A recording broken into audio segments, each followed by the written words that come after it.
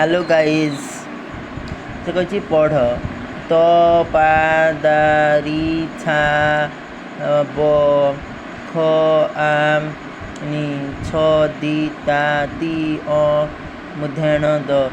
2 number सारणी अक्षर नहीं शब्द गढ़ ओ लेख। एटा छत्ता ये गोटे छत्ता है माछी है छाल है बाट है रणा है दाग है तरा है लता। पढ़ दिन रात तारा खणी माछ आदर। 4 नंबर तले लेखा जाइथिबा अक्षर को लगाई निज मनर शब्द गढ़ लेख। तटका छाणीबा दिवस श्रुति लिखन श्रुत लिखन है छत्ता कांद। एटा तुम दीदी मैंने डाकिबा कथा किंतु मु लिखि दउची तुम छत्ता काद पानी माछी जाल तेल।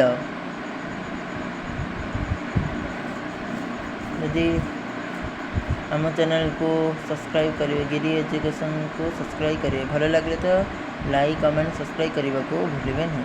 गिरी एजुकेशन को सब्सक्राइब करेंगे।